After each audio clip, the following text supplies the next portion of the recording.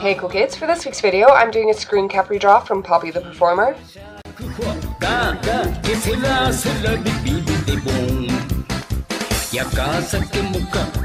This particular screen cap is from episode 8, Fire Ring, and I chose it for a variety of reasons.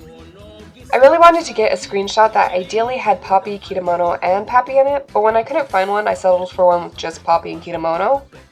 I stuck with this particular scene mostly because it took place at night, which would give me an excuse to do some space painting, which is something I haven't really been able to do in a while, and I also thought the dramatic lighting would be a cool chance to play around with this coloring technique I've wanted to do, which we'll get into more when we get there. I also really liked how expressive Kitamono and Popee are both in the screenshot, so I thought it'd be fun to draw.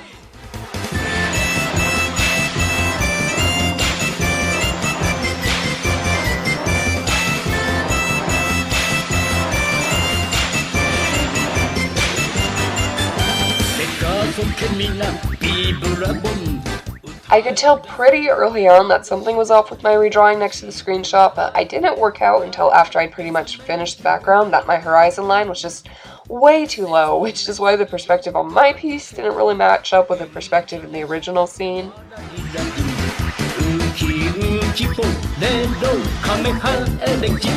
This ended up throwing off the entire background, which is a bit of a bummer, but I didn't have time to fix it, so I decided to just accept it and move on.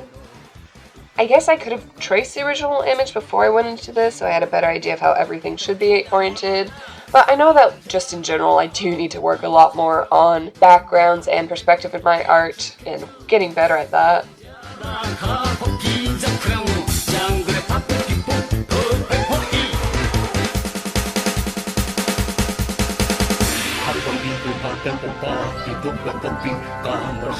For those who don't know, Popee the Performer is a CGI children's anime from 2001 following the adventures of a circus clown named Popee who wants to be the best performer ever, his friend, an anthropomorphic purple dog named Kitamono, who might be the child of a horrifying war beast. That plotline isn't really covered before the series ended, and Pappy, a veteran circus performer just trying to do his best to help Popee and Kitamono do their best.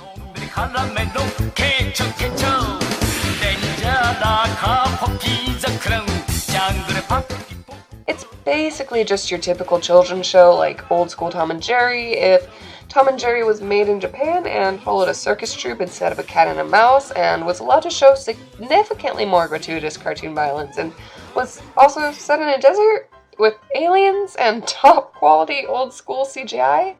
So like your basic children's show that you should watch with all your nearest neighborhood children.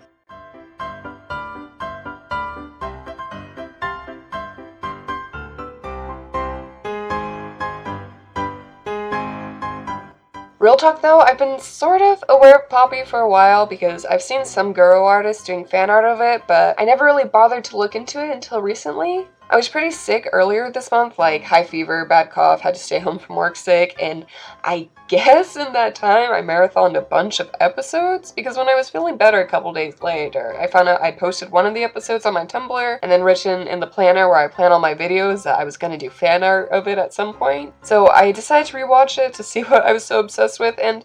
it's an experience. Like, an experience I enjoyed, obviously, because I did fan art of it. But yeah, it's pretty weird, but I like weird, and I feel like despite the simplicity of the show and the lack of voice acting, there's really a lot of personality and depth to the characters, plus I like the character designs, especially Pappy, which is why I'm kind of bummed out I couldn't get a screenshot of him as well.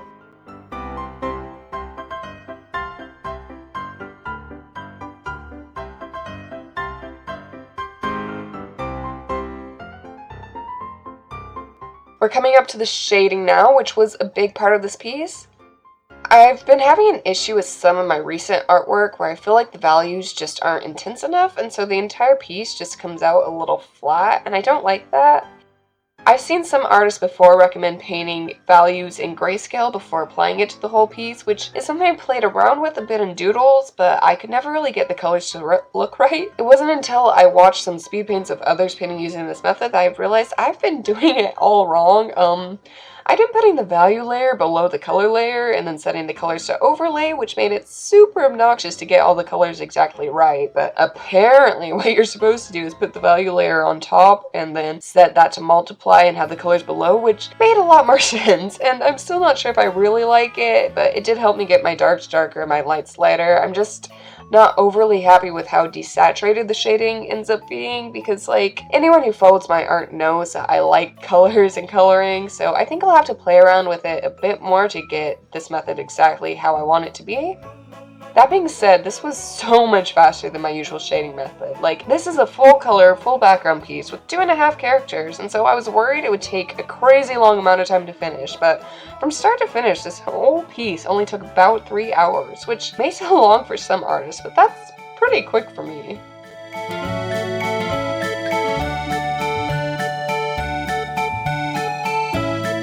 But anyways, I think I'm running out of time on this video, so I guess that's all I have to say, but thank you so much for watching, and hope to see you next time. Bye!